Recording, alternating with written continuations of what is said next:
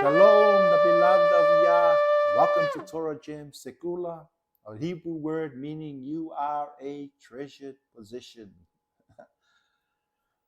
There are eunuchs who have made themselves eunuchs for the kingdom of heaven's sake.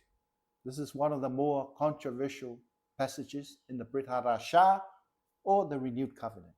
I quote from Matthew 19, verse 12. For there are eunuchs who were born thus from their mother's womb, and there are eunuchs who were made eunuchs by men, and there are eunuchs who have made themselves eunuchs for the kingdom of heaven's sake. Let me explain what a eunuch is according to the Bible. When the Tanakh in the Old Testament mentions a saris, which is the translation of a eunuch, as a eunuch who were employed as personal attendants of a queen or a harem, it highlights the era of the Iron Age. Eunuchs were men who were castrated in order to be trusted to oversee the king's domestic interests, especially in protecting the king's harem. Do you know what it means to be castrated? Your testicles are removed. Now let's go back and reread the passage with the literal meaning inserted. For there are men without testicles who were born thus from their mother's womb, and there are men whose testicles were removed by men, and there are men who have removed their own testicles for the kingdom of heaven's sake. Not only is it comical, but it is ridiculous. For if we read this as eunuchs, then the scripture will be broken, because it is forbidden under the Torah to make another eunuch or to make yourself a eunuch. Devarim, this is Deuteronomy 23:1. If a man's testicles are crushed or his penis is cut off, he may not be admitted into the assembly of the Lord. You know,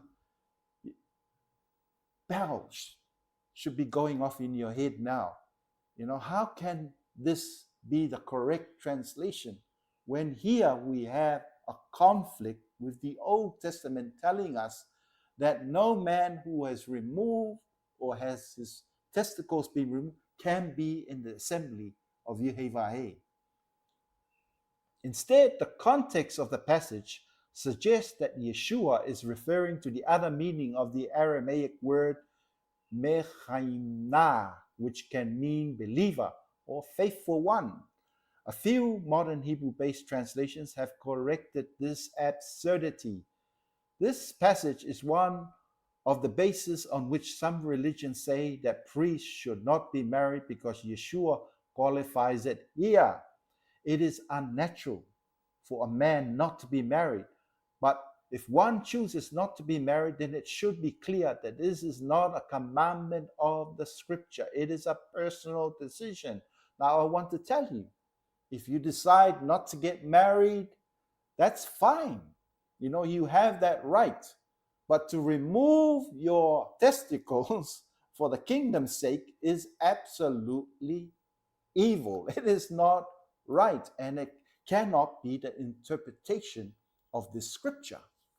I want to note here that everything in the renewed covenant must align with the Tanakh.